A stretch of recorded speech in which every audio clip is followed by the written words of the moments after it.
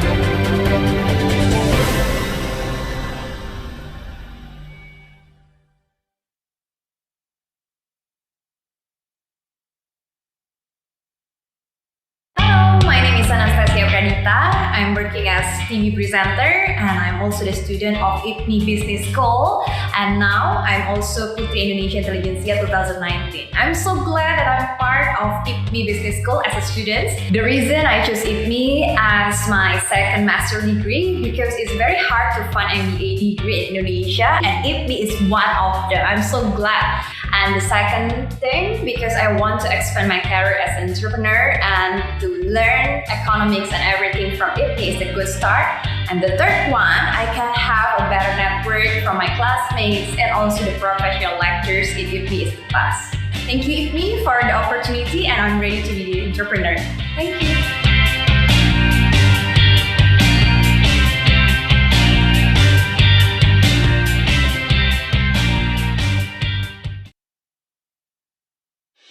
Here we are, a place for you to learn, find solutions, and develop knowledge and skills in business and management. We provide you with the methodology of case study prevalent in the academic and business world. So if you want to be fast, sharp, and relevant in business management, believe in yourself, believe in us, because now is your time.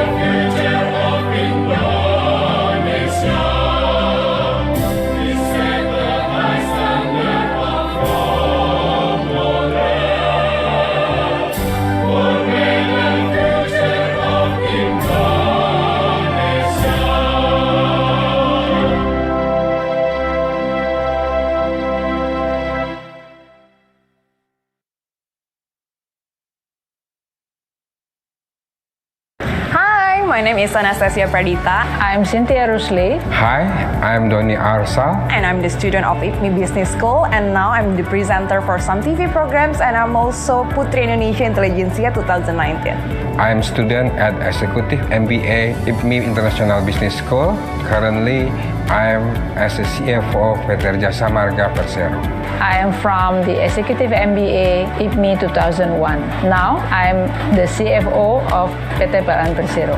Case studies creates the learning experience as the real-life experience, and we constantly feel that we are the decision maker. The case study that we are using in the class are very much relevant and develop a better understanding of the dynamics of business.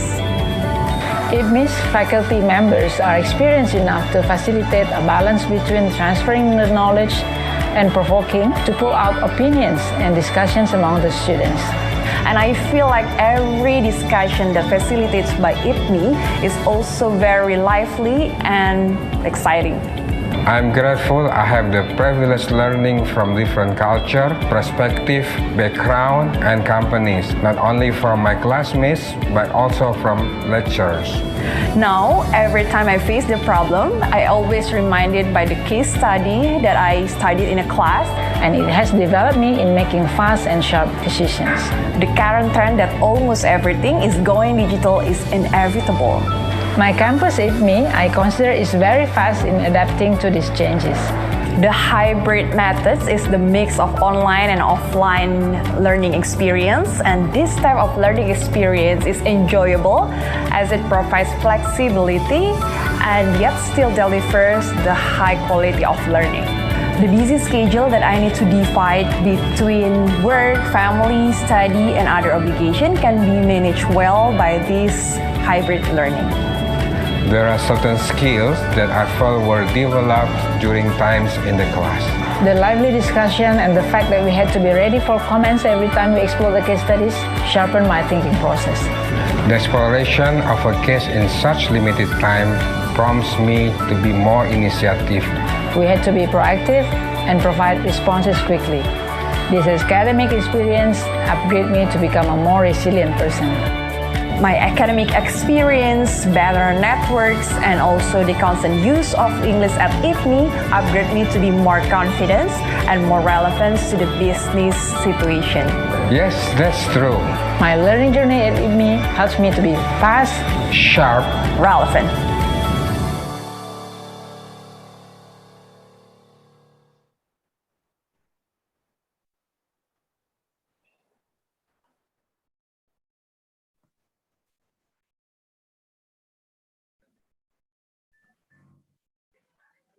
Good evening, ladies and gentlemen. I hope you are currently in a healthy state.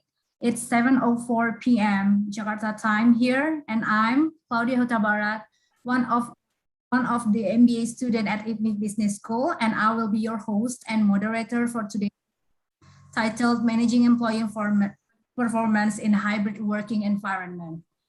A little bit about my background. I graduated from International Relations major from University of Professor Dr. Mustopo in 2015, and now I work as Sales Operation Manager in Willis Towers Watson. Before we start, let me share to you, there are some ground rules for all participants during today's event.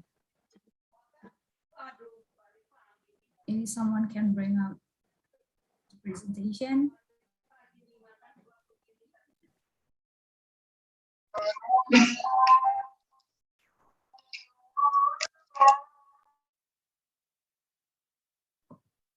Okay, so this is the webinar attendance etiquette. The first one is that please keep in mind that this session is recorded. So by attending, you already provide your consent to be recorded. And second of all, please remain on mute throughout the webinar and only unmute yourself when it's your turn to speak. The third, do not post or write offensive contents during the webinar. Any violators will be promptly removed from being participant. And the fourth is you are welcome to submit your question that will be read during the Q&A sessions in the chat box down below. And the fifth, upon playing our national anthem, Indonesia Raya, kindly stand at attention or sit in an upright position. And the sixth, Kindly turn on your video at the end of the program when requested to do so for a photo session. So these are the set of rules for today. Hopefully everyone here can understand and follow this so this event can run smoothly. During this evening season, we also have Professor Aman Wirakarta Kusuma with us. So a little background of Prof. Aman. Prof. Aman is our Executive Director at IPMI Business School. He has a long-standing academic and public service experience. He is Professor Emeritus at Department of Food and Science and Technology and a senior at CIFAS Center at Bogor Agricultural University or IPB Bogor. His experience, he was a rector at IPB from 1998 to 2002. He was also the head of Department of Food and Science and Technology and director of Inter-University Center for Food and Nutrition from 1987 to 1996. He was Indonesia's ambassador or permanent delegate to UNESCO in Paris, France from 2004 to 2008. He's also chairman of IUVOS Education Committee, scientific director of International Life Science Institute, president of Intergovernmental Committee of 6th session of UNESCO Convention in 2003 on Intangible Cultural Heritage.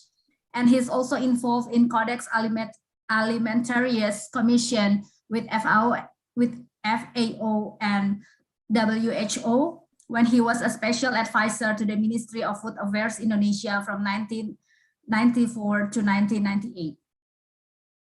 He was the 2 times period chairman of Indonesia National Education Standard Board or Badan Standarisasi Nasional Pendidikan from 2011-2012 and 2012-2013.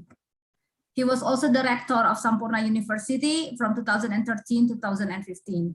Currently, he is the president-elect of the International Union Food Science and Technology Fellow of IAFOST, the president of ILSIC, the member of Advisory Board of International Division UE Medicine, Bridge Ambassador to UW Medicine, Chairman of Engineering Commission for Indonesia Academy of Science, and then the chairman of development and member of Indonesian Higher Education Council. He's also the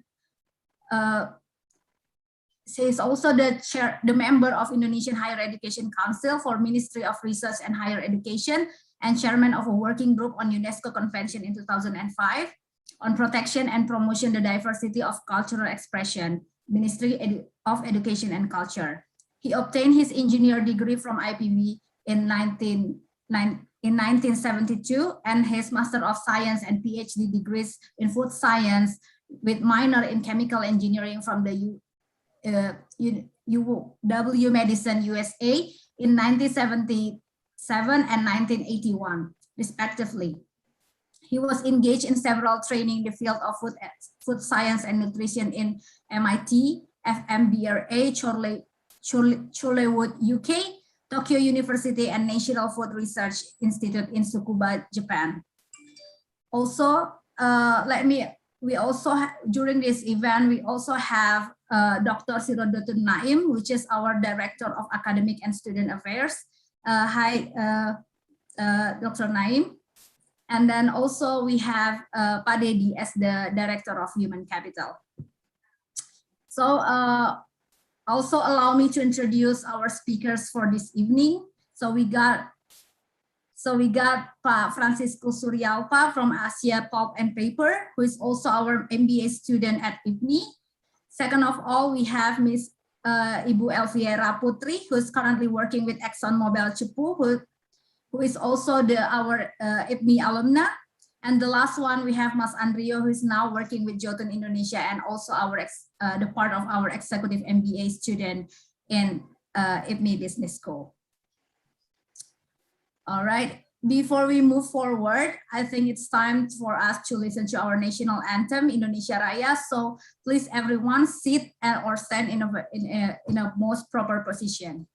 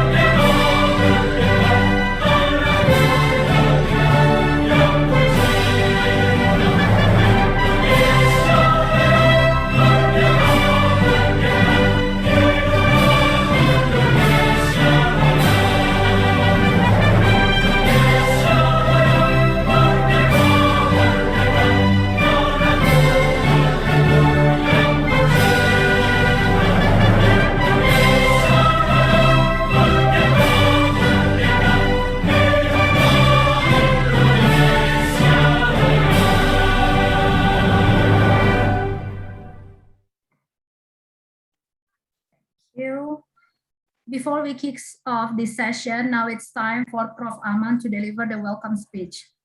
Prof. Aman, screen is yours. Okay, thank you, Claudia. Hi, everyone. Good evening. Good evening, Professor. Okay, I would like to greet Bu Sidrotul Naim and also Pak Didi and all faculty members who are present in this webinars. All the great speakers, Bapak Mr. FX Suralpa and Ibu Elvira Putri and Mr. Andrio, all the students and ladies and gentlemen. It is indeed a great pleasure for me to be with you tonight because I'm fresh from the quarantine after about 4 weeks stay in United States. So on the way back, I have to go through this very strenuous screening process, starting from even in the US itself, and I have to take 2 PCR swab tests, and then in Jakarta have to take another 2 PCR tests. So finally this morning, after staying in the hotel for 3 days, they released me. So I feel came out from the prison because I cannot do anything in the last 3 days, not even allowed to open the door and step out from the room. So, well, hopefully that everyone is in good health. I think that's they are very grateful what we have obtained and received as individual as well as also as the nation. I think Indonesia is doing a great effort in curbing the pandemic COVID-19 problems. I'm happy to be with you tonight and also witnessing that you are presenting a very relevant theme, which is managing employee performance in hybrid working environment. So talking about the hybrid working environment, again, this is back to the situation where the condition of working is completely changed because of the COVID-19 pandemic. And the question for us, how that you can manage and keep the employee in a very good spirit, and also motivation to continue to perform their works and contribute to the progress in each own institution. This working environment, of course, is changing. It depends on the degree of health procedures required. So by having, for example, now we are in the level 1, it is possible that we can make a hybrid combination between offline and online working. But again, the question, how effective this system when you are trying to relate the performance of each employee and also this working environment. We do understand that COVID-19 pandemic has brought a lot of new norms in our life and in our business activities. When I witnessed in the state of Wisconsin, I think definitely there is a significant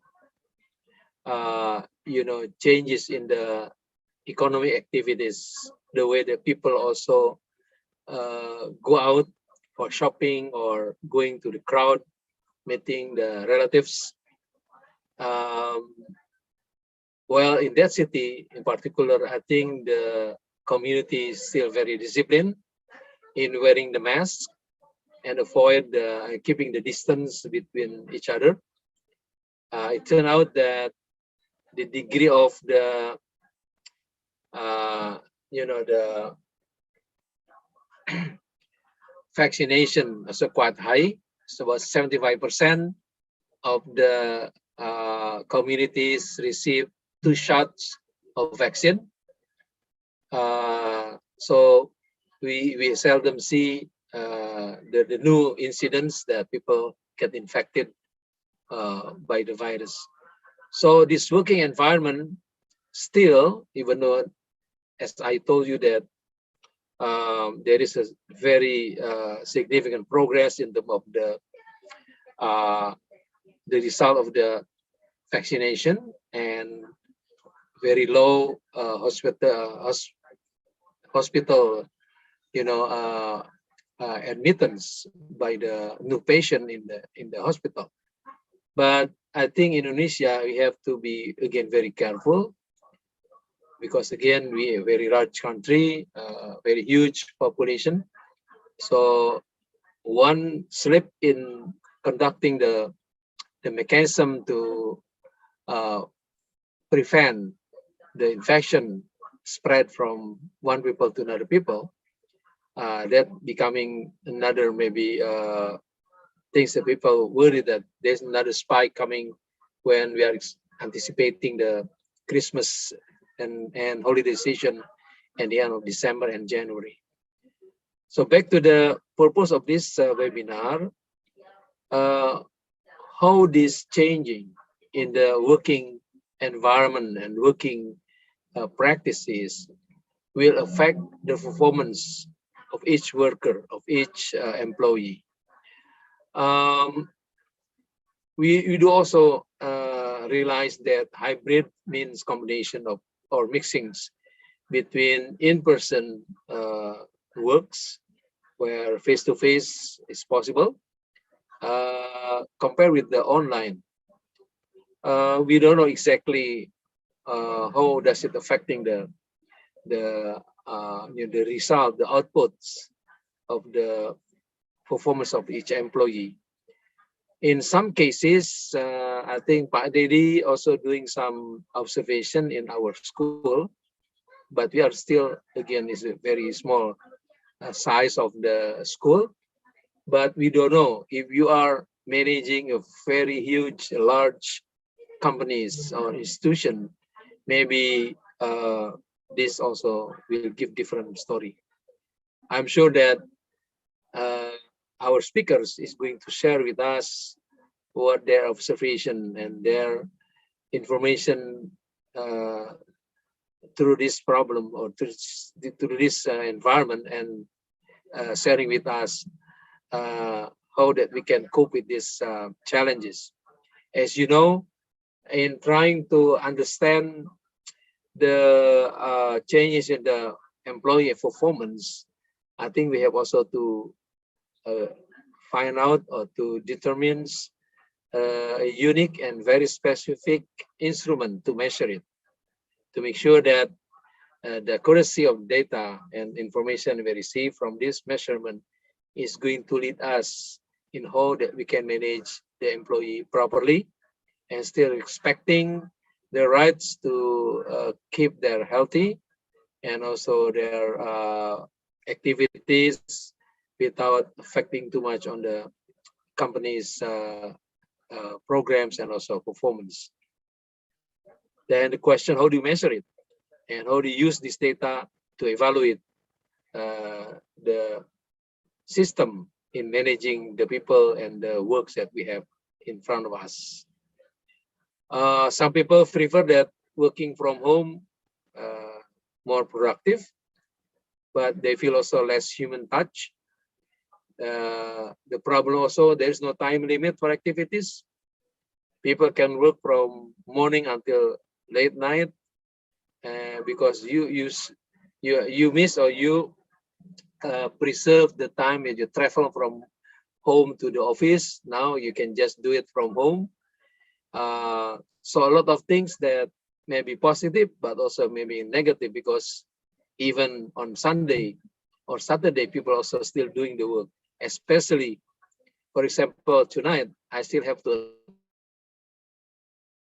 attend the meeting with the people from Europe, from Latin America, Africa, and North America, and Asia Pacific. So the meeting starting at 10 p.m. and will be ended around 2 or 3 a.m. in the morning. So it is a little bit crazy for me. But again, sometimes we have to do it, and it never happened before. You're always following the regular and normal time for doing the works. So once again, thank you for all the speakers and the initiative of this MBA student. But my message probably through the head of program study, also through Bu Sidrotun as the vice chair for academics and student affairs, make sure that we also controlling the quality and the output of this webinar, and to ensure that student is the one that will get the benefit from these activities, and hopefully we can share also with the public, because this is free, open to the public. So once again, thank you very much and good luck. Thank you, Prof. Aman. Thanks for the speech. All right, then. Moving on to the next program. As I mentioned earlier, today's webinar is about managing employee performance in hybrid working environment. And as we may know, what Professor Aman mentioned earlier, is that the pandemic really changed the way we work. Right now, there are even more companies seek to apply hybrid working for their employees. But what does this even mean? Like, how are we going to cope with employee performance with this new initiative? And what is the suitable measure what is a suitable tool to measure your team performance and productivity? But worry not, because we're about to have our first speakers, which is Bapak Francisco Surya Alfa, or who is preferred to be called as Pak Ito. So a little bit background of Pak Ito. He graduated in 2007 from Universitas Persadayai as a bachelor in psychology. So Pak Ito is also our IPMI student from the year of 2019. He has background in HR and people management, and currently working as HRGA manager and health and safety environment for joint venture mill between OG Paper Japan and Sinarmas Asia Pulp and Paper. So that's about his background. I don't want to take so much time here. So here you go, Pak Ito, screen is yours.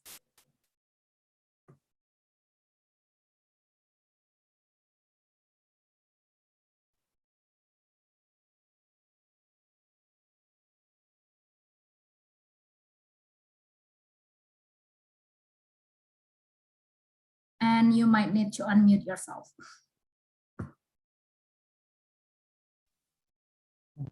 Okay, thank you, Ms. Claudia.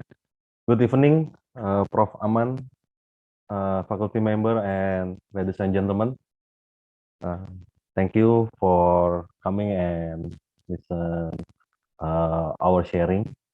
Of course, because this is sharing based on the experience, based on the discussion, based on anything related with the performance management.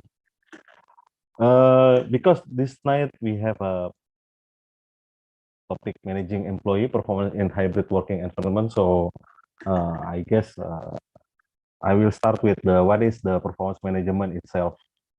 So we have the same perception with me about what is the performance management architecture components. So I will try to.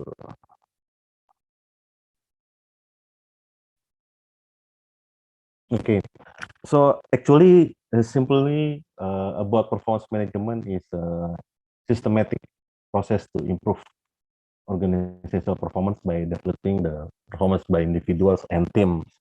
So actually, performance management have many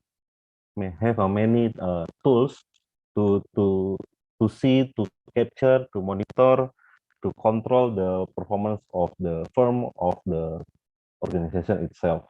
And related will be transform, or usually we call as cascading the desire of the shareholder, what they want to achieve, what they want to get some period of time.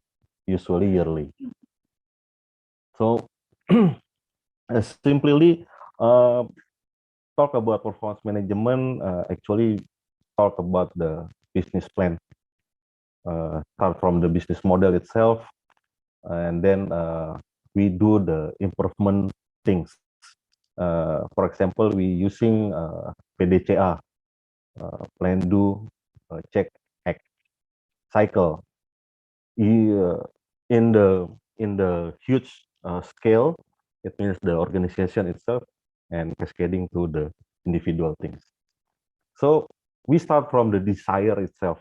We start from the motivation, like Prof. Aman said in his speech this evening. And then what we can contribute, what we can do, what we can implement if the shareholder, if the owner of the business have a desire to achieve something within this business. So we start from the statement, we start from the strategic map, and then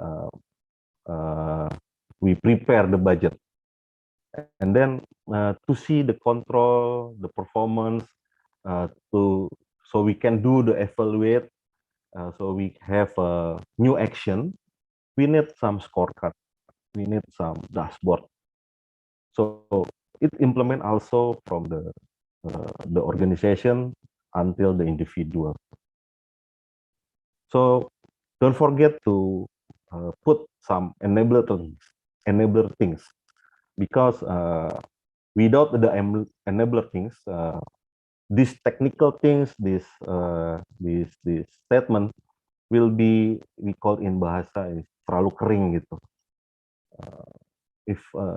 If we don't put some communication, some training, some digital platform to easier to monitor in the hybrid area like now, and then we must find some difficulties to see the progress of the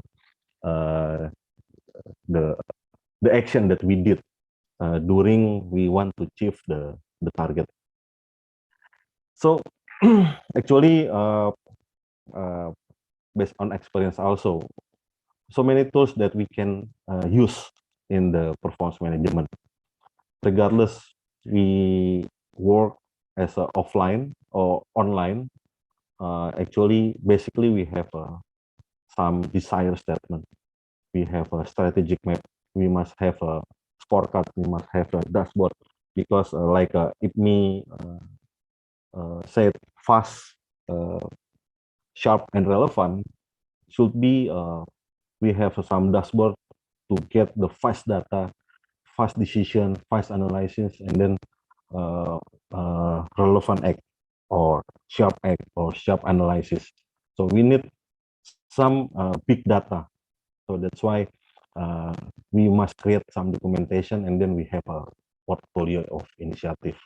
I will show you some example. If your company or if your organization have a target this year, so should be start from the desire statement. For example, we have a business expansion for sales revenue per year 3 million, or net profit we want to achieve 90 trillion US dollar, for example. Especially for the huge companies such as the Sinarmas or OG or Huawei or Exxon, maybe they always start with this statement. So we can do some analysis, simple analysis. We start from the internal capabilities. What value that we have? What the strong things that we have, or we have some potential barriers. So we analyze something like this. It means we must understand the current situation. So we start from this, and then after that, usually, or this is an example. If me as a HR, so we have a target 100 HR process optimized, because is like a KPI to translate the desire to play a pivotal role within the organization general setting by nurturing a culture performance through the development of cost-effective and result-oriented or HR program. And then we start from the key success factor. What kind of the internal capabilities? And then we try to identify some purposes to translate this desire into some analysis thing. And then we must create the strategic map. Usually in a company, especially in the HR, we have two themes: effectiveness and efficiency. So we using a balance scorecard. Balance scorecard have a four perspective: customer satisfaction, financial, internal process, learning, and growth. So we try to translate the desire of shareholder or owner into organization KPI or target, and then HR as a support. We try to translate into two things: effectiveness and efficiency. So depend on your department where you belong. So we try to analyze into three with this which achievement above the target, which one within the target or below the target. So for this year we will focus, for example, for below target. So you must translate the desire itself into something that we can measure. So we using balance scorecard to help. Of course, not always, because some company have another tools. For example, they using a TPM or using Six Sigma, or they can using the PDCA into detail. But usually I using the balance scorecard to translate it the shareholder desire. So after this, I can create some KPI. For example, we will focus on the below target from the strategic objective itself. So we can create some KPI in there. How many employee join the training, employee who will get the assessment, who pass the assessment selection, how many percent employee satisfied with the competency and qualification process is related with talent, something like that. So you can create KPI by your own self, but depend the company culture. If the company or the organization allow you to make it, we can make it. But somehow in a big company, they have their own department to translate it. For example, corporate strategic planning, so or management by Olympic system. Some department focus to translate the KPI, the target business this year, and then spread out, cascading into some division, and then cascading again to below structure, below layer, until the individual. So what the individual thinks should be get from that. So depend on your organization. So to easier to control and monitor the KPI, we must create some scorecard, because my experience using the scorecard is like a project management. We know which one not achieved, which one not already achieved, and so on. So we need scorecard. From the scorecard, for me, not so attractive. I usually using the dashboard to easier understand what the progress now. So Actually, with dashboard, performance dashboard, we can get the fast data, real-time data, but depend on the it's like a input, process, and output, right? So depend on who input the data in the system, and then we can see real time. For example, if I want to see the progress, the recruitment by today, so more easier to me to see the dashboard. Oh, we already searching how many person, and then what the progress now already Scott test or not, already interview by user or not, and then uh, uh, already medical checkup. So I know the progress data if I using the dashboard like this. Of course, you can see you can create also within your department. For example, if you want to see the progress of profit by today, you can see it. You can create the formula and then translate into the system. So you can see the progress of sales, for example, etc. More easier to understand if we can create some dashboard like this. Regardless you work at the home or at the on the way you go to the office, or when you do the meeting review, so everyone have the same data with the from the same source. If your company or your organization have the we call it in Sinarmas is a corporate strategic plan. So after that, you can after yearly KPI that you achieve, you can put it as a documentation. For example, something like that. You have a you can give your you can give name for the KPI that you create at the beginning of the year. For example, employee satisfaction index, or profit, or OTIF, or LGAA, or something else that usually in your company did.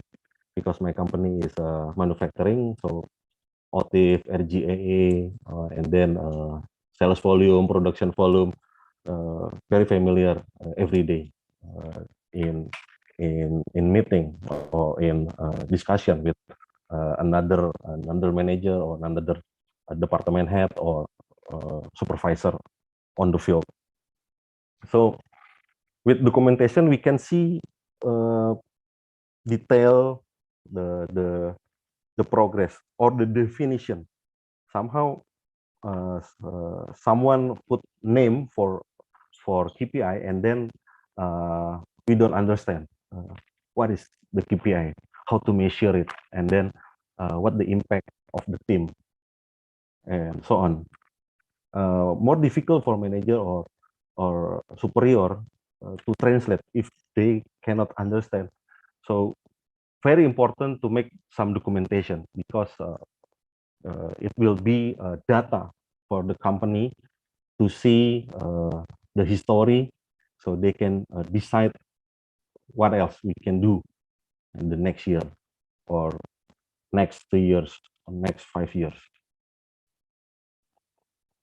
So after that, you will have some portfolio initiative, because it is important for me to see the data history. So you can put some data historical. You can show to the new shareholder or new boss or new director if there is a organization changing. So very important to have big data like this. So will help you to see the history bit, and then it will be help you also to review your subordinate, because you have the data itself. So I think that's we want to share about the performance management tools that we usually use during some period of time. Now we want to do the performance evaluation in monthly.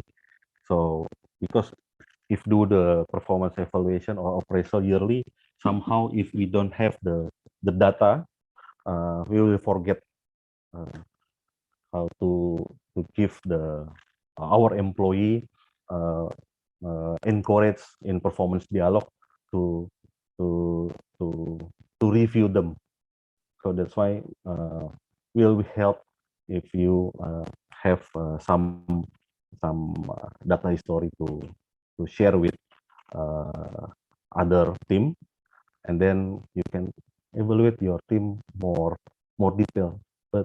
But because the some experience said somehow near December we just only remember one or two things, and then our employee will protest with us why you just only remember what we did in last 2 months.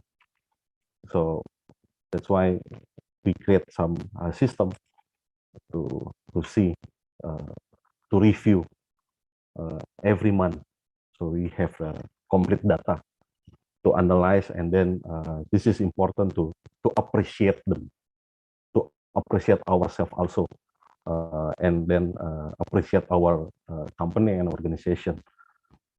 That's why I want to share about this kind of performance tool to help us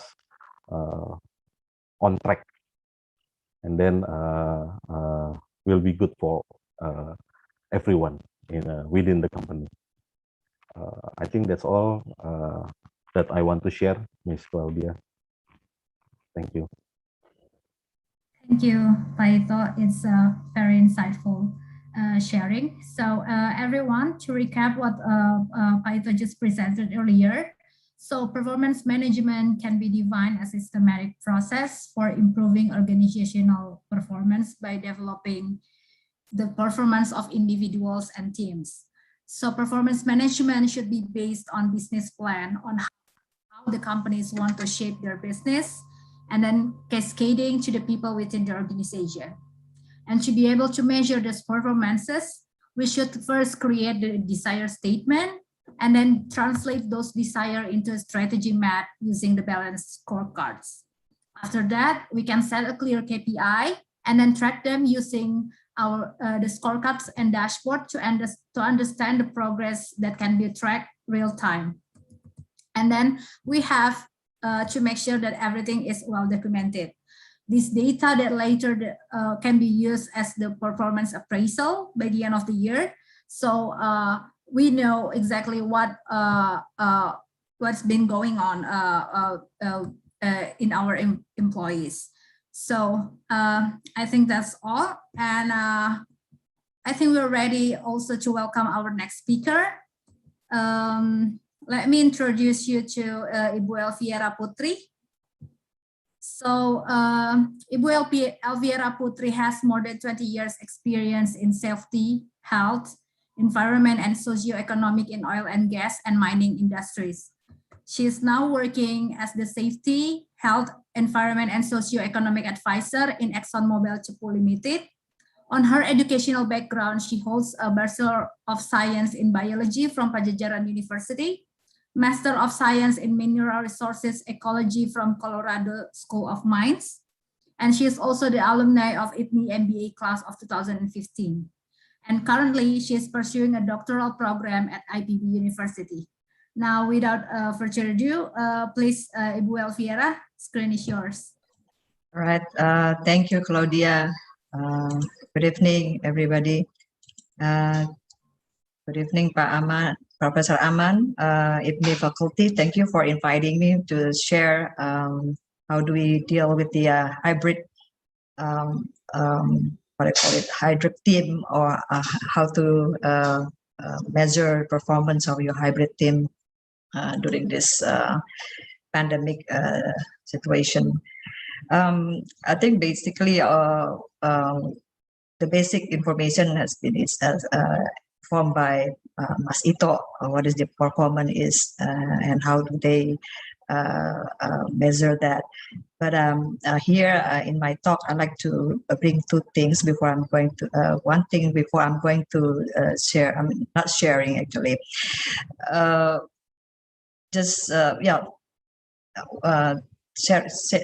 Can be say sharing what we did in ExxonMobil, because our business actually is the oil and gas business, where we have two different offices, one in the field in Bojonegoro and one head office in Jakarta.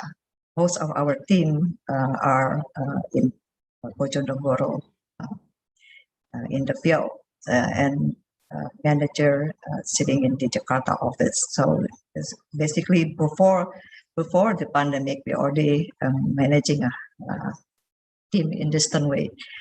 Let me go through the. Just want to share what is how do you manage a hybrid team? Maybe a different company have a different approach, but I like to share this tips, very recent articles from Harvard Business Review, which is suitable to our operation in oil and gas company. So first thing first is that you as a leader, as a manager during this hybrid team operation, you have to offer support to your team. Be there for your team, because your team is in different environment. I mean, not in all of them in the office. Some still in the working from home, or some working from the remote area. So your primary role as a manager is to support your employees. We know that the global pandemic, economic uncertainty make people under immense stress, maybe also in shock. Now we are almost 2 years after the pandemic start hitting us back in 2020 last year. And what support you can give to your team during this hybrid team mode? You have to have a distant conversation with the colleagues at the office. And you also have a one-on-one video call with your remote workers. So show that you are there for them, checking on them. Yeah, I may say like a micro manage can be, because you are not seeing your team entirely in the office. So that's why you have to constantly checking in on your team. And don't forget to ask them about their individual circumstances, about their worries, how they coping with the working at home, whether their office setting is fine for them, whether their environment is fine for them to work. So checking is important, so to show that you are there for them. And also allow people to admit how they are feeling as well. A good listener. Yeah, as a leader, you need to be a good listener and give them space, open about their anxieties and others. And also don't forget to demonstrate that you are committed to make the situation work for everyone on your team. And to be able to manage your team, you also need to create and set expectations. As Mas Ito share, they have the expectation. You need to discuss this with your team. You cannot just, as a leader or a manager, give the work to them. You have to discuss with them, creating new practices and protocols, because the situation is different from the normal work environment before, and talk to them what needs to be adapted So listen to them. And also have explicit discussion about how and when you are going to communicate. And we in ExxonMobil we also have a practice where all the of all the file is safe in iShare folder where everybody can access. If you're not there, and somebody else can access them, and the work wouldn't stop if somebody is not present at that time. And also talk to them how they structure their working hours, especially those working at home. We don't want people working 24 hours working from home. Say sometimes they say now we are in the return to office mode. 50% expecting to fill up the office back, and some of them still reluctant to return to office because their safety and because of other consideration. So we need to talk and discuss what is the comfort to the employees. And also at the end of the day, people also have choices, right? People out of the office may want some flexibility who's working from home, and choose their freedom to work, how to rework their hours. Maybe they take care of their personal business in the morning, and they pay back their hours in the afternoon or night. And for those who's working in the office, they may want to have a more structured work. So let them choose their way of work. And also they need to prioritize with flexibility in mind. Set clear priority. This is important.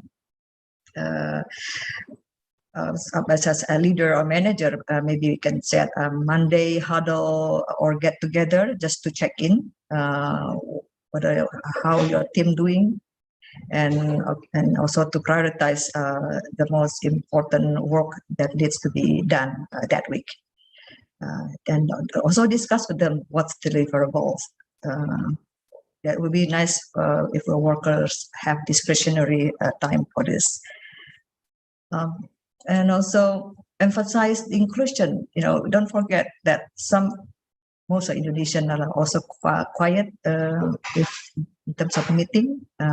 Maybe especially if you are working from home, they close the video. So better ask your team to open the video so that you know that you are inclusive during the meeting.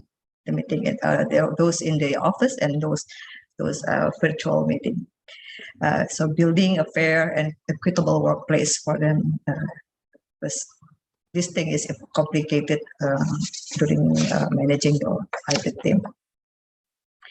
One thing that you need to, as a leader, we need to be careful of proximity bias. Sometimes there is a bias that saying people working in the office is more productive than those who working from home. So be careful on this, because sometimes people who's working from home is more productive. If they're doing it, they can manage their time. So as a leader, you need to put in place practices to counteract this tendency. And give an equal opportunity to all members, who's in the office and who's working from home. Don't let those in line having a set discussion when you discuss things during your meeting. So that's why the video on is important. It is very frustrating when always doesn't want to open their video during the virtual thing. And also often checking whether those in line clearly can hear you what are being discussed. Make some summary after the meeting. And also avoid biases about employees. Sometimes that you always see that your star employees is always better than those employees have been in a lower performer, something like that, how to avoid that, to pay attention to them. And as yourself, there on this team have not given a fair stake. So we need to be fair here. Engage them who's quiet, say every meeting, every week meeting, you give them a task to start the meeting by delivering a safety meeting, 60 minutes, so that those quiet is playing a part as well. And important things is that as a leader, need to think about ways we can position all our team members for success, because behind a success leader is the success team.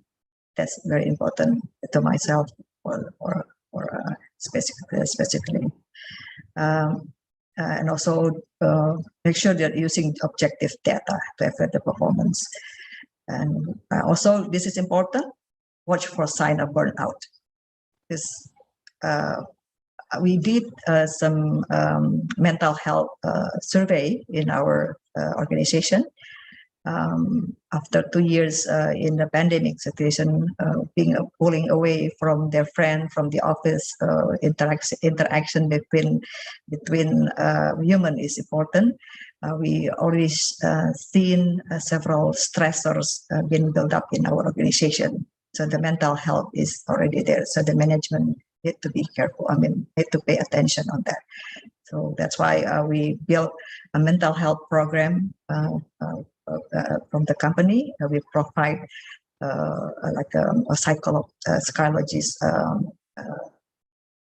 consultation, free for all employees, provided to them, so they can contact their psychologist too if they feel they have a burnout or have a mental illnesses issues. And again, it's important, make it fun. Don't be too rigid or whatever, because we all learning on this situation. We never been into this situation before. And as a leader, we need to take heart things. Empathy.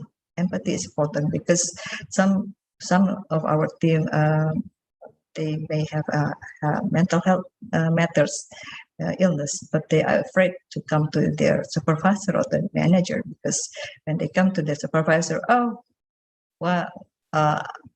don't have a problem working 24 hours. Why you bother about why you have a problem? So we need to train our supervisor and manager too, how to deal with their team who has a mental health problem during this situation. Now, this is how do we manage the hybrid team, and how do we perform our how do we measure their performance? So we have several ways here. Input and output is important. Mas Ito saying that they have a target. Of course, in oil and gas, we also have a target. We have like an annual must-win battle. Each business function, has their own one must-win battle, and they hold accountable on their goals. Set the goals and track the progress. During checking in every I'll do the one-on-one check-in every week with my team.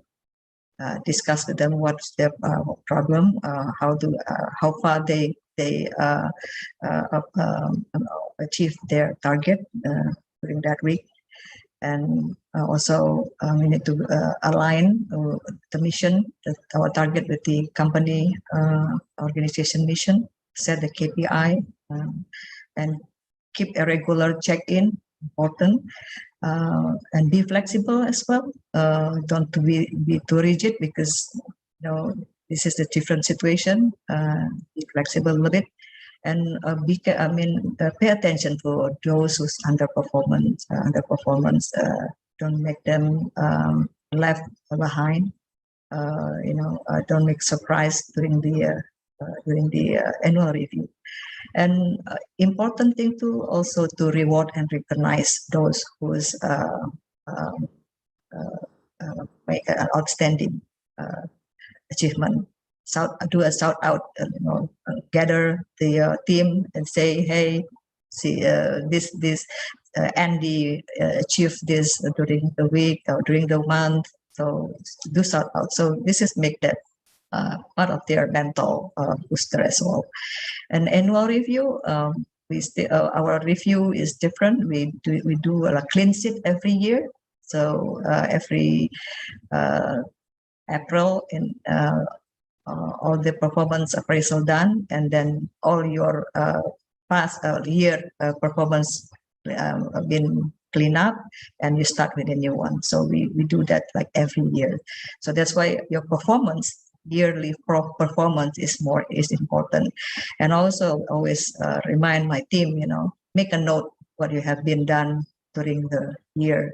Don't forget, because sometimes during the annual review, we only remember your last achievement, last 2 or 3 months achievement. You forgot the other 3 months. Of course, I also make some notes,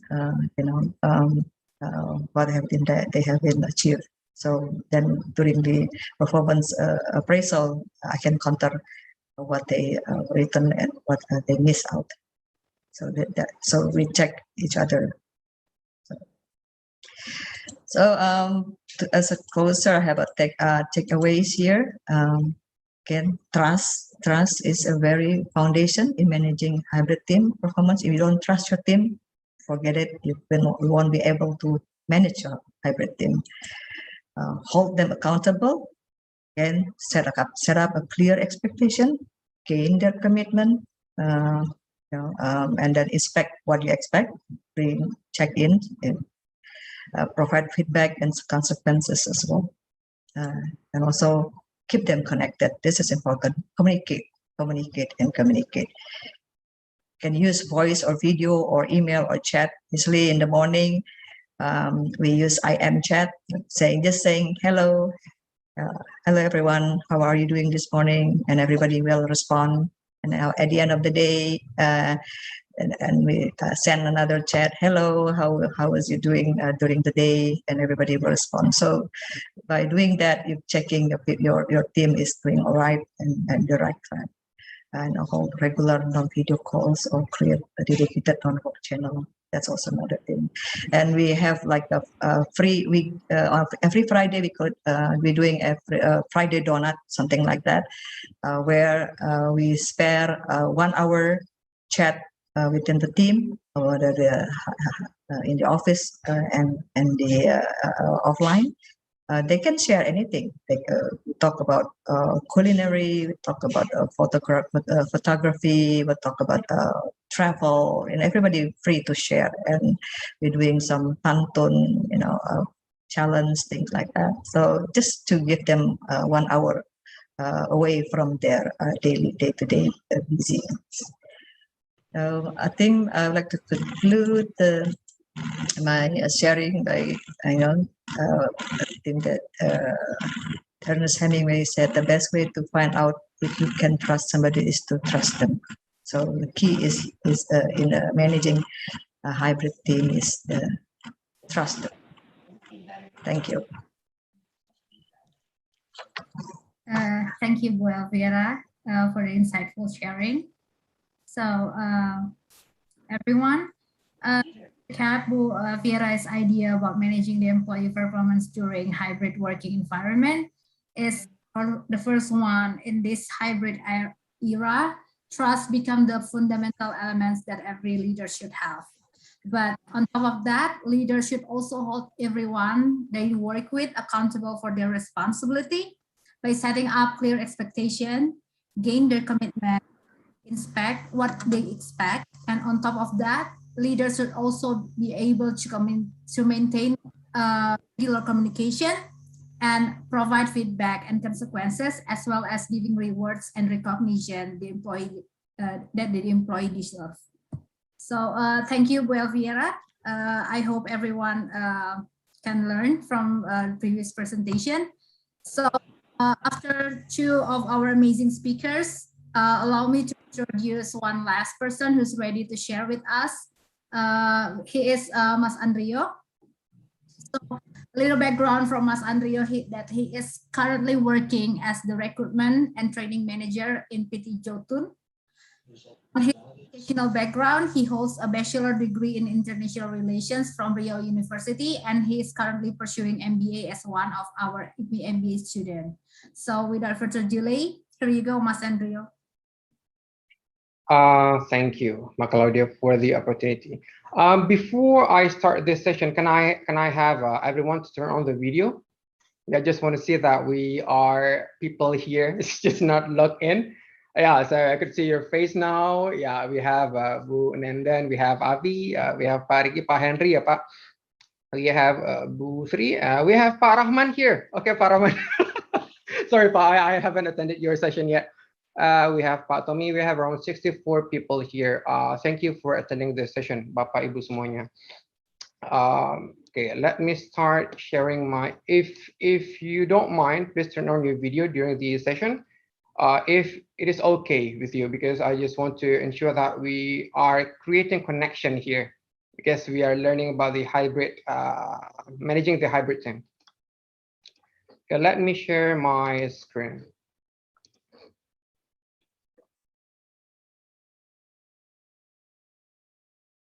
Okay, can you see my screen now, Claudia? Yep, can see that. Okay, thank you. So, thank you for the opportunity given to me to share something about my experience in managing employee performance. As the third speaker, Prof. Aman, thank you for attending. I just left, and also the faculty member who joined this session. My name is Andrew. I'm student of MBA of IPMI International Business School. Currently, I'm responsible for handling the recommend training in Jotun, Indonesia. Jotun is paint manufacturing company. So we are based in Norway, and our head office in Bekasi. Our head office is located in Bekasi. It's nearby with Pak Ito. In Jotun, we have 4 segments. We have marine coatings. That's a paint for the ship. We have protective coatings. We have powder coatings and decorative paint. The building that we paint in Jotun is Burj Khalifa. That's the tallest building in the world that's painted by Jotun. If you go back to Indonesia, the Gelora Bung Karno, that's painted by Jotun. Yeah. And so please remember, after this session, you should remember about Jotun. Yeah. To use Jotun as your preferred paint.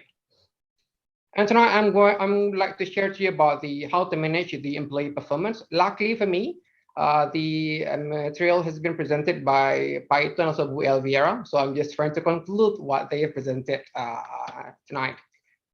Okay. Mas Andrea, excuse me. Maybe you need to share your presentation because it's still showing as default. It's not in presentation mode. Presentation mode. Okay, sorry. Let me. In a bit.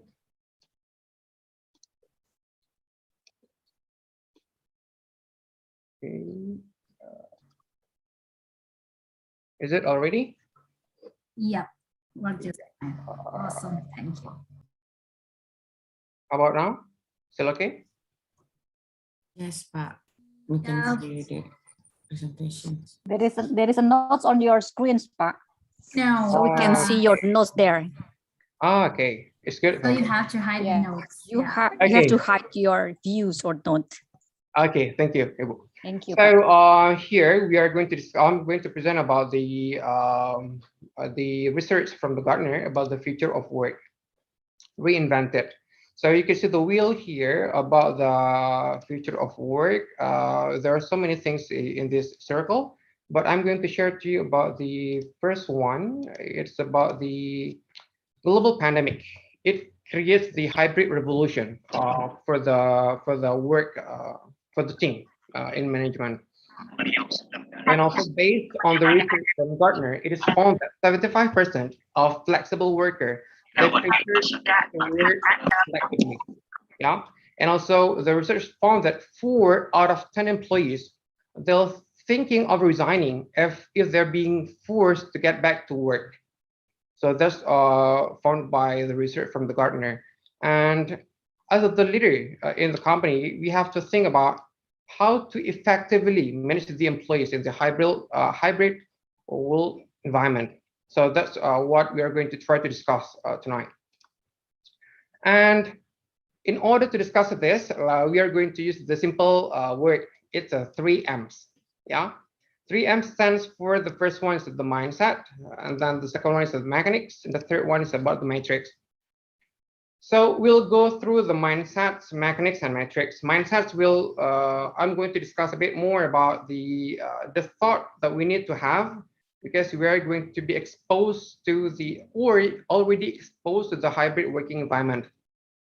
And also the mechanics on how to translate the mindset into the practicalities. So that's what we're going to discuss at the second part. And on the third part, after you have the good mindset, and then you have the right tools to work to manage your hybrid team, you should have the matrix on how to measure the outcomes of what you're doing. So please remember this 3Ms. At least this is something that you could take from this session. And let's discuss first about this KSPM. K plus S plus P times M equals EP. EP stands for extraordinary performance, Bapak Ibu. So let me give you a hint here. So K stands for the knowledge, S stands for skills, P stands for the process. So if you or your team have a good knowledge, have a good skills, have a good process, it's just a pluses. Yeah, it gives you good advantage. But if you don't have this M, everything will just be vanish. Yeah. So can you please type in the chat, what do you think the M here, what it stands for? Because knowledge, skill, process, to create the extraordinary performance, we need to have the M. It times M. If M is 0, there will be no extraordinary performance. So can you please type in the chat, what do you think the M is? Is it the mindset, matrix, or mechanics? Yeah, we have some answer here. Do not answer private to me. Yeah, answer in everyone. So we have the answer here, mechanics, yeah, mechanics, mindset, and mindset. Yep. So we have most of the answers. Here is the mindset. It's very true. So if you have everything in your hand, if you have a good system like previously showed by Ito, yeah, there you can't perform well. You can't perform extraordinarily if you don't have the mindset. So that's why the first part we're going to discuss more about the mindset, which has been a bit discussed by Bu Elvira before. So in this part, I'm going to discuss the same mindset with Bu Elvira. It's about trust. What we mean by trust, Jotun. So the first one is trust about giving your team autonomy and trust them about productivity. And the third one is about your being available when it's needed by your team. Yeah. And the next question is, how can I do that? How can I give them autonomy? How can I trust in productivity? And how could I be available when needed? Yeah. The answer is you should put less emphasis on location and visibility. If your team is not in the office, it doesn't mean that they are not working. So that's the first one. Change your mindset. It's also a problem because if in the company you have a lot of generations, you have baby boomers, X, Y, millennials, it will create a challenge in building the trust. And then focus on the outcomes. So instead of measuring their performance based on their visibility of the office, it should be based on the outcomes. Yeah. And then I'll tell you how on the mechanics section. And then you should take a role as a personal and professional support. You should ask them more. It's not only about the work, but also their personal life, but also their challenges, maybe in family, in social life, something like that. It's more than the professional one. That's the first one. That's about the trust. The second one is equity and inclusion. So I combine it into one, equity and inclusion. You should give them option of working remotely or working virtually. The second one is mandatory to be on site. And the third one is it's not one size fits for all. Because in our case, we are a manufacturing company, Bapak Ibu semuanya. So in manufacturing company and sales company, there must be someone who could work remotely, like a sales team, like a technical team, like a recruitment team, like me, like compensation benefit or tax. They could work remotely. So they could be given the option. But for those who are mandatory on site, yeah, they have to be on site because it's not one size fits for all. But as a leader, as a manager, or as a company, you have to be transparent on the process. Tell them what's the policy of the company, who can do the work remotely and who cannot.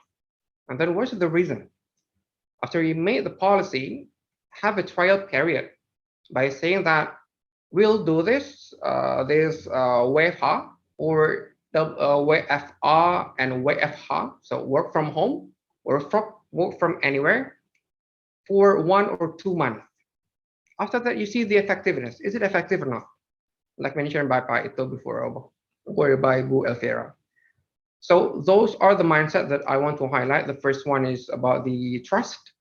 The second one is about the equity and inclusion. So make sure that if you want to build a hybrid team, start first from the mindset. When you got the mindset, you should go to the second step. It's about the mechanics.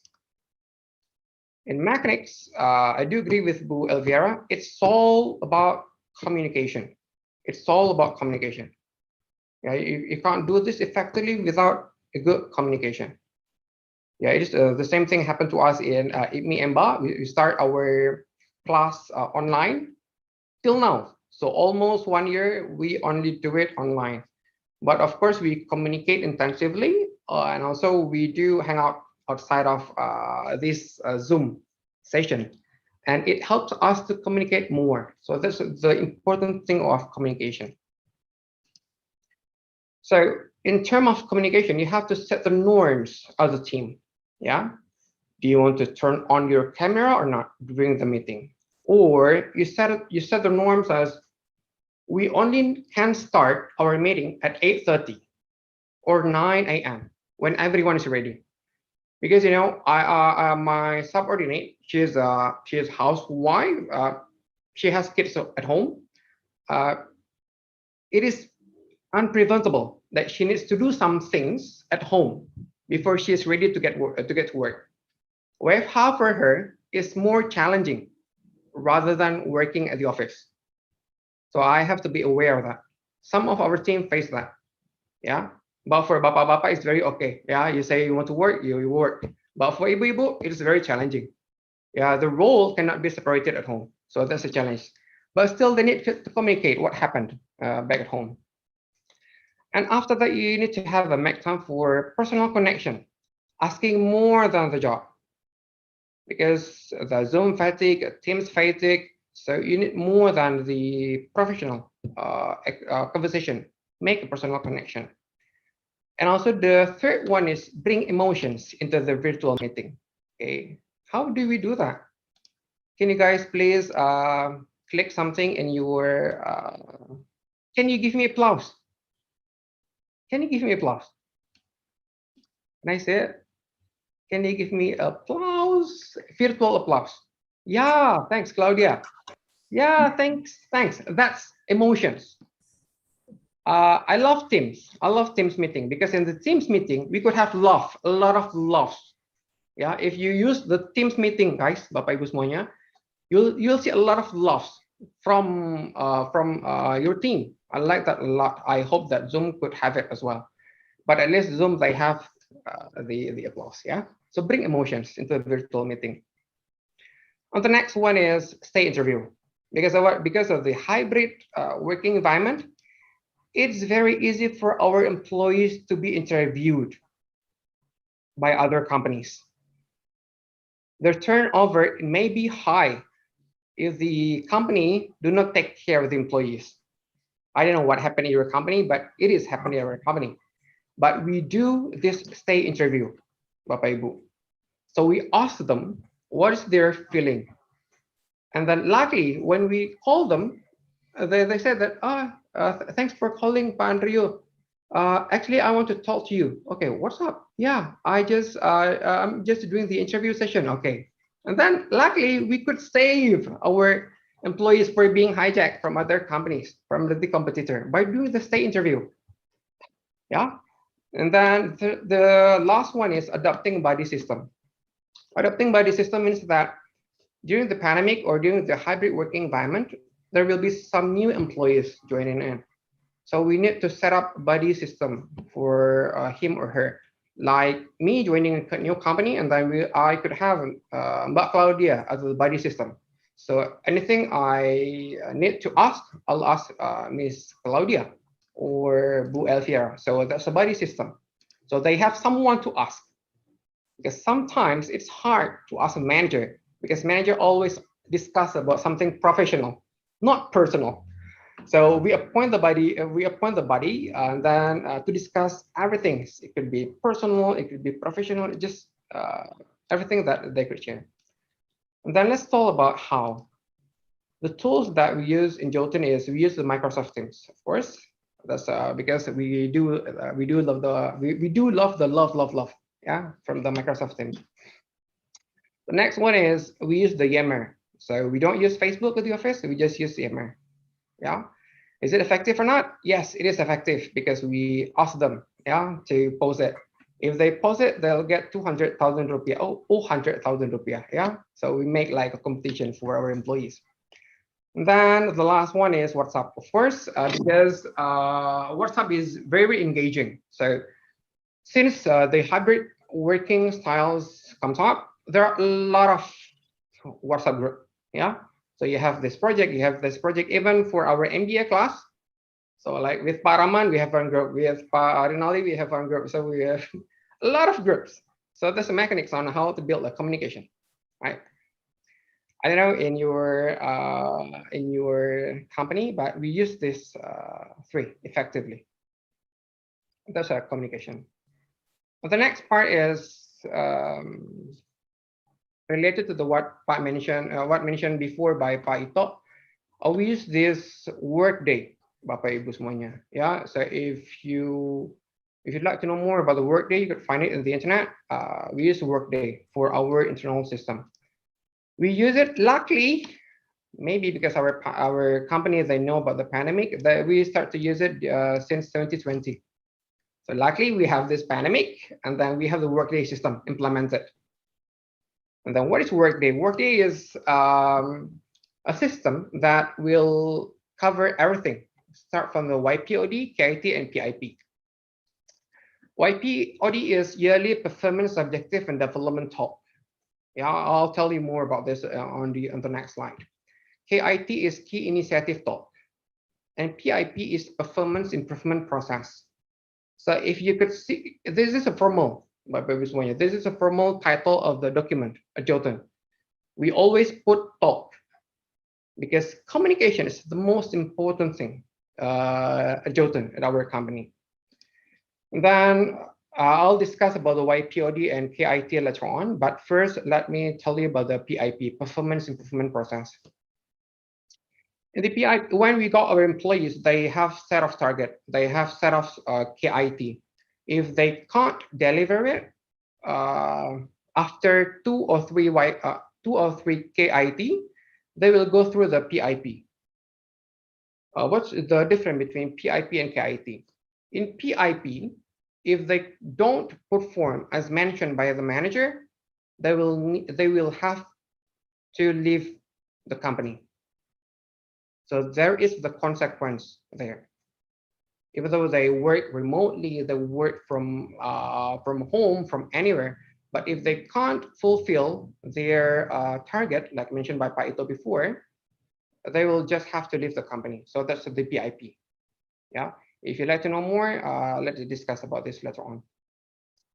About the YPOD and KIT, Bapak Ibu. It's like climbing a mountain. So we put here, I put here a penguin. Penguin is the logo of our company. So we are a Norwegian company and our logo is penguin. Yeah. And sorry. And here you could see the whiteboard around January or February. So this is the time when we start to do the YPOD.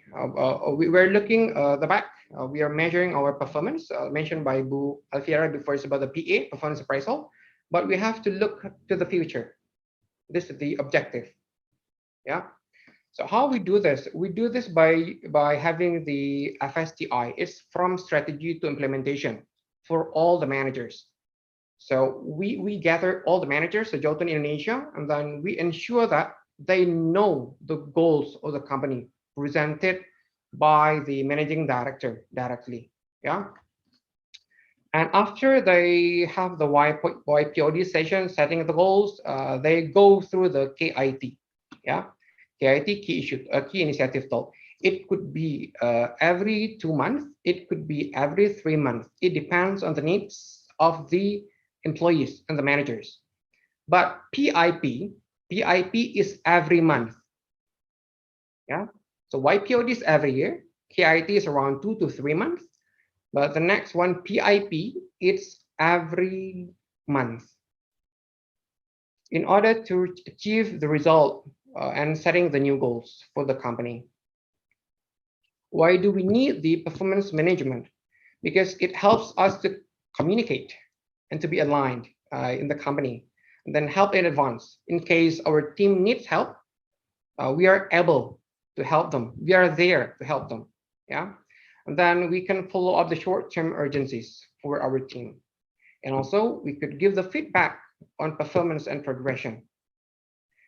Everything in here, the YPOD, it's recorded in the workday. The kit, it's also recorded in the workday. PIP, it's also recorded in a workday.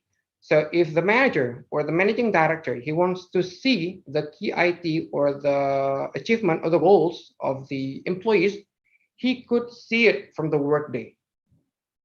Yeah. For the employees and the managers to see, to track their performance, they could see it. Is it still ongoing? Is it already started, ongoing, or already completed? So they could both can see it, but the most important thing is both of them are communicate about it. But other than the KIT, we also have the DT. DT is daily talk. Yeah. And we have Bapak Ibu, we have obsesi. Obsesi is obrolan Selasa sana sini. Yeah, so we invite our employees. It's very easy. It's very lucky to have Zoom or Teams because with one click, 250 people could join directly. Yeah, but we never know what they're doing. Are they working or listening to us? We're having lunch. We don't know. That's only the challenge. We have obsesi, obrolan Selasa sana sini. We also have the leaders talk. We do it every 2 or 3 months. We just want to know that our leaders, are they still on the track or not? And then we also have the employee engagement survey to measure the engagement of our employees through the year. And weekly, we do have the spirit penguin. Yeah, we have spirit penguin. So some of us, they have the contemplation, then they make a writing, and then they share it in the Yammer, and then they will get reward for that. We do it every week. When we have no idea, we just post some YouTube videos in the Yammer, yeah, to make them engage. Yeah, how do you know that they're engaged? Yeah, there are so many likes there. The many likes, celebration, love in the Yammer. Okay, and the next part is matrix. Yeah, so we got through the mindsets, we got through the mechanics. The third one is about the matrix, because you have done a lot of things, but you need to make sure that it is measurable. The first metric is about the employee outcomes. What do we mean by employee outcomes? It is about how do employees feel about their teams and organization. Are the teams trust them or not? And also, are they equipped with the tools to support them? Luckily, like I mentioned to you before, in Jotun, we have the workday to support them. And then if we have the goals, but how to measure it? As simple as having the Microsoft form. So during the pandemic, we asked them, what do they need from the company? Based on the needs, we do some webinar to help them. We even do virtual lunch and then virtual yoga session led by our managing director. So our MD, he loves yoga. So and then he asked me to record him. And then I share the video in the Yammer group. So that's based on that, after we did some of the things through the Microsoft Forms, after that, we measure their engagement with the company. So from 1 to 10, how is your energy level? How is your engagement with the company?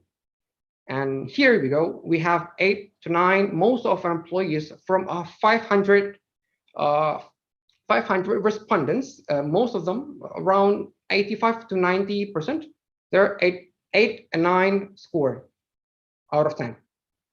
So that's the first one. And then how about our company? Because it's about our organization. We do have the specific and measurable improvement. We do achieve our target this year. Yeah, because the project are ongoing. Like I mentioned to you before, we have 4 segments in Jotun. One of the building painted by Jotun is this in the picture, GBK, that's painted by Jotun. Yeah. And how do we measure it as a company? We use the Microsoft Power BI.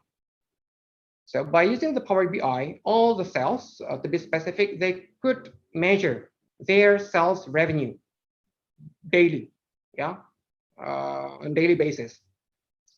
And for the management, they could see the performance of the company through the real data by using the Power BI. So in employee side, we use the form. We don't use the Hey survey at the moment because of the pandemic, but we'll use it next year. Hopefully the score is good. But for the organization, we use it. We do the business review every quarter, yeah, to make sure that we are aligned. Luckily, we are double digit, and hopefully next year we still have bonus, even though the pandemic still, I hope not. Yeah. So that's, I think, what I could share to you in this session. Just want to make sure that you're still here with me. Can you please type what 3 M's that you learned from this session? What are the 3 M's? I don't have any gift for you, but at least you got something from this session. Can you type it on the chat box? What are the 3 M's? What are the 3 M's that are being discussed?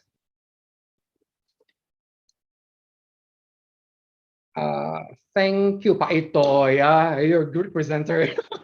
Okay, Pak Adi. Okay, Pak Iko say, okay. Well, fun. Thank you. Thank you for answering. So in this session, we learned a lot about the gift only for the first, only for Pak Ito. Yeah, so we could have a lunch, Pak Ito, because we are located nearby. So I think that's all for me. We have learned about the 3 M's. So it's about the mindset, mechanics, and matrix. I can't share more than that, but if you want to know more about our system, we could have a chat later on. Thank you. I give back the screen to Mbak Claudia. Thank you, Mas Andrio, for such insightful and interactive session. So that's our third and last speaker for today. And just to recap on what Mas Andrio has been shared earlier.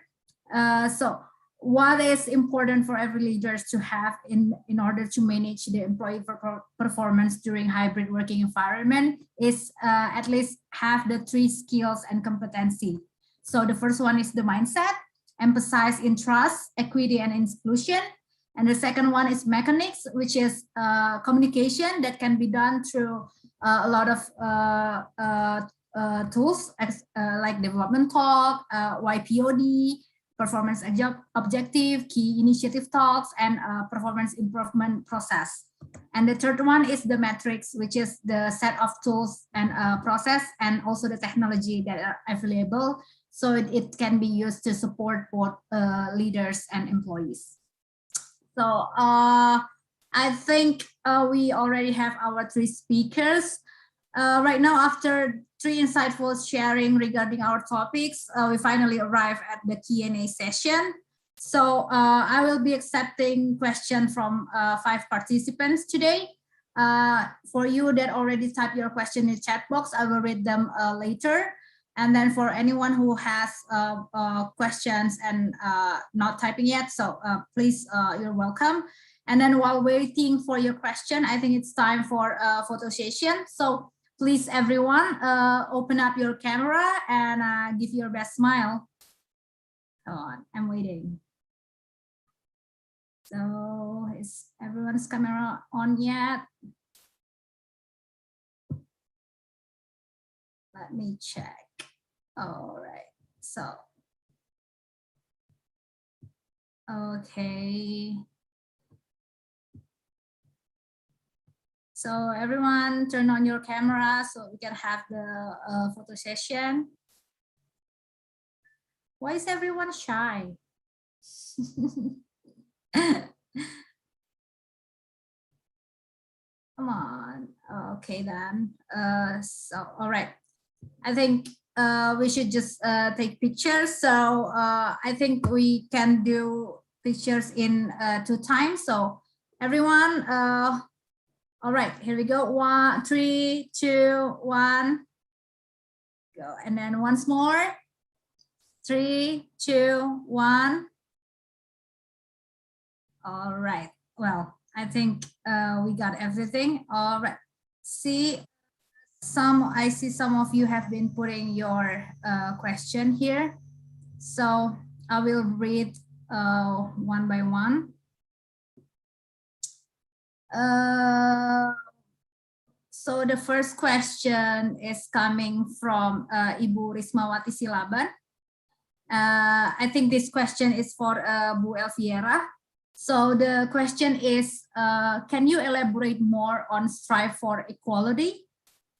So Bu Elviera, maybe you would like to answer.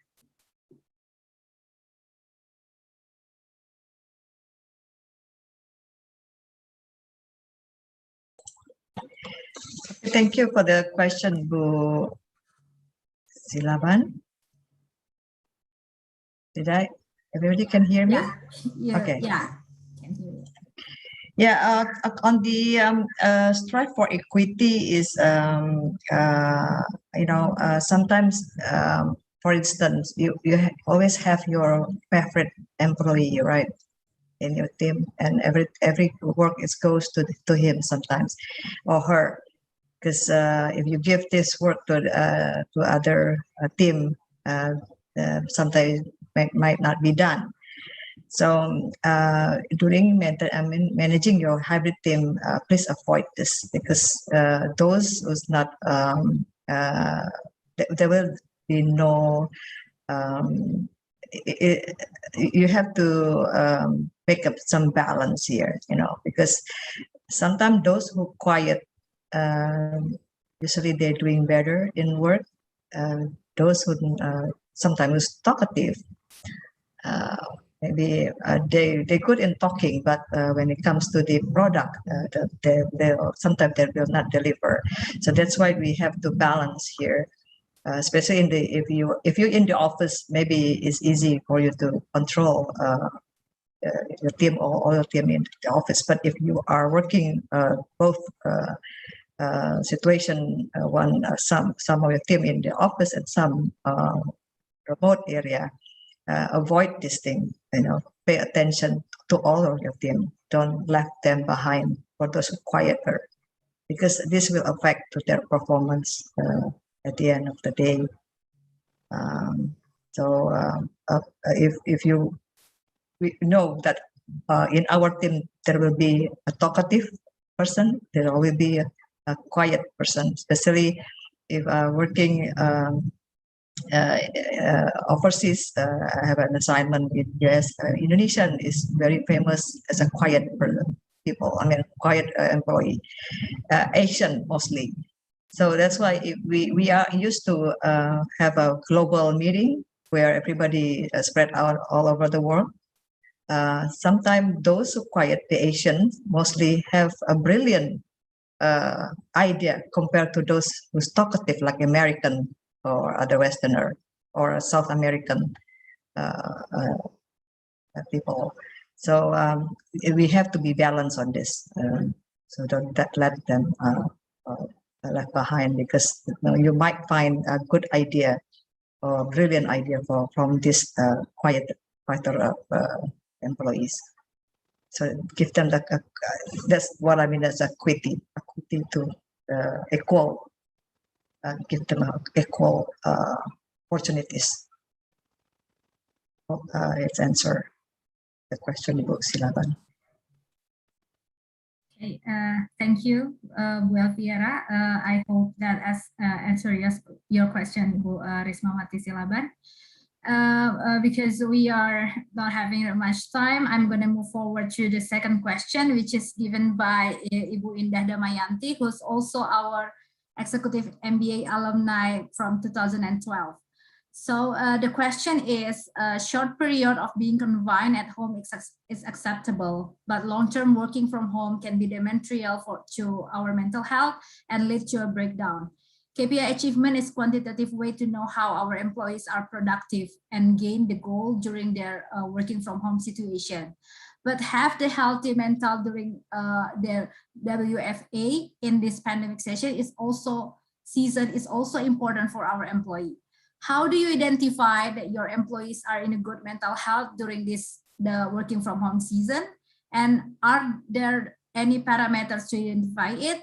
This question is for Bu Elviera and Mas Andrio. Thank you. So maybe Mas Andrio would like to answer first, I guess. Bu Elviera first. Oh, okay. Okay, that's my favorite. So yeah, well, it's relevant to my. I was given an initiative. To lead the initiative in our company, our organization on this mental health program, especially in this pandemic. So what we do is to have a baseline of our organization mental health status situation. We conduct some kind of anonymous survey, using SurveyMonkey. So why we using anonym? So that everybody freely to answer such questions. So the question is, we use a basic mental illness question.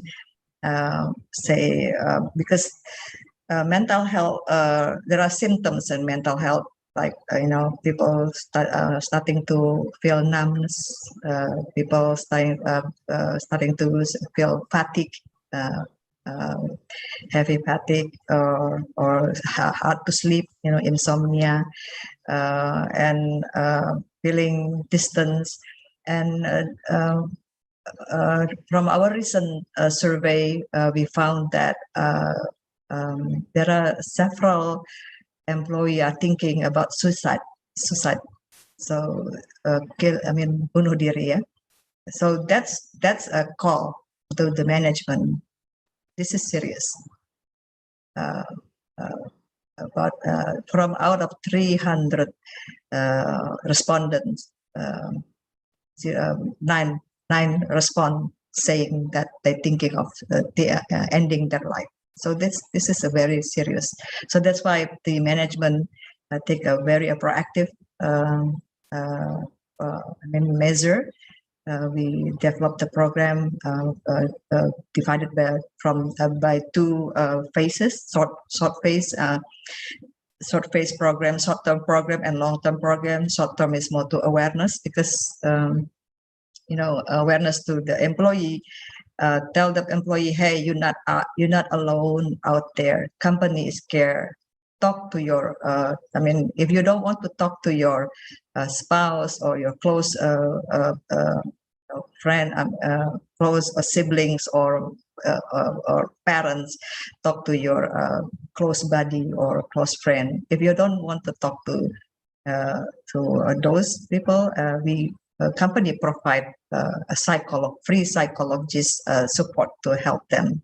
Because if you keep mental health, if you have those symptoms, you keep by yourself, you won't fix your problem. It become more serious. So that's why it's free psychologist consultation provided by company. Each employee got 4 session. If you go outside, maybe the doing psycholog consultation is expensive. So this is a free. So we want to support our employee.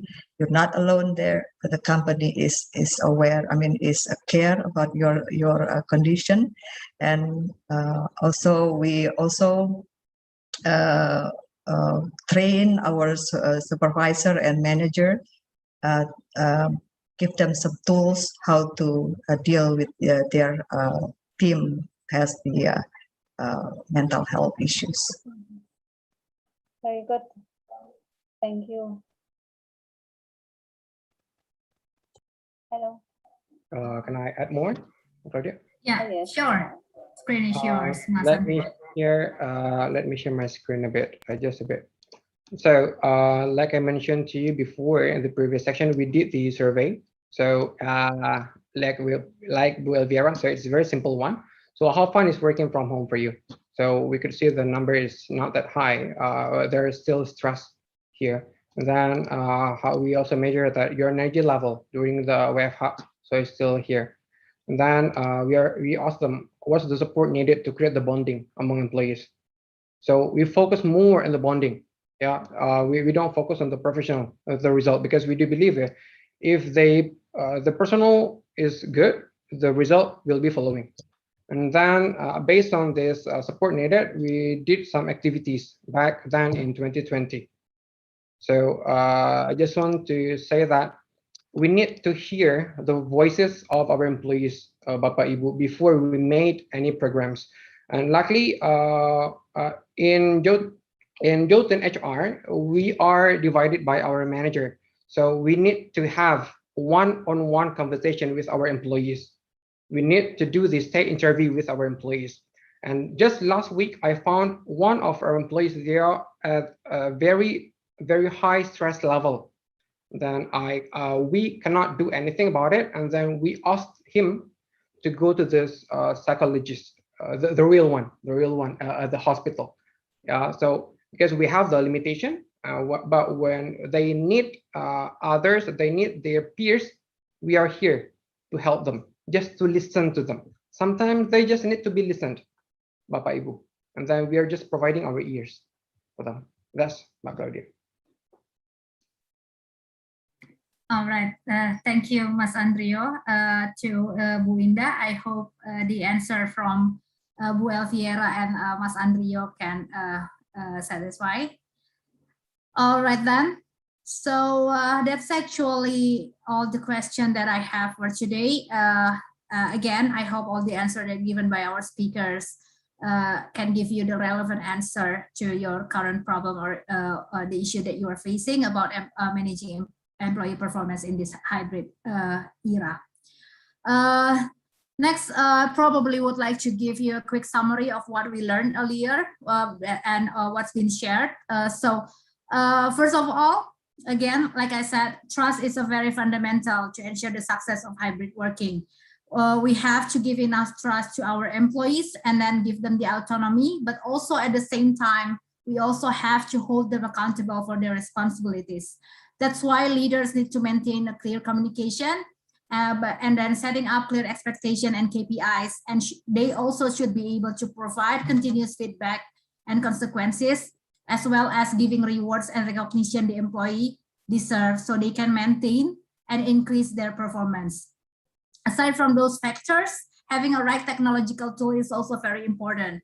Organization needs to invest in their IT to support their employees' job and to track their performances. This is also where the employee performance tools and architecture can come to play, as explained by Mas Ito earlier. With the combination between the soft competencies and the technology, we believe that hybrid working environment is something we can tackle moving forward. All right. So that's to summarize today's presentation. So now we are almost at the end of the webinar. But first of all, please allow me to inform about the IPMI Early Bird program. So we have 15% tuition fee deduction for IPMI MBA program intake for March 2022. So do not miss these opportunities by longer. contact our admission team to enroll yourself, or you can go to www.ipmi.ac.id for more information about the admission and enrollment. Second, we also have the training certification from the Badan Nasional Sertifikasi Profesi or BNSP for the training and certification program for human resource management. This program has 15 sessions or 46 hours of training starting from March 2022. The core advantages from this program is we are giving you intensive training on HR management clusters, including soft competencies, the balance between the theory and the technical knowledge, and then the use of case study to improve participants' understanding. Also, the full support on enrollment administration process and implementation of certification to the LSP. So if you are IPMI alumni, do not miss this chance to get a special prize, only 9 million IDR rupiah, which is only available until January 30, 2022. So I sincerely appreciate your attention this evening, even though that we are going overboard a little bit. But before we close, I would like to thank all our participants for joining this webinar. Thanks to our 3 speakers as well for the knowledge sharing, and to all the IPMI management team for organizing such a well thought and much needed webinar. May the knowledge from this webinar increase your understanding about the new era that we're facing right now, and can be useful both in your daily and professional life. So as we end this, I wish you well, and I hope to see you again in the next sharing session. Good evening, and have a good rest. Thank you all. Thank you. Thank you. Thank you. Thanks, everyone. Thank you. Thank you. Thank you. Thank you. Thank you. Have a good evening.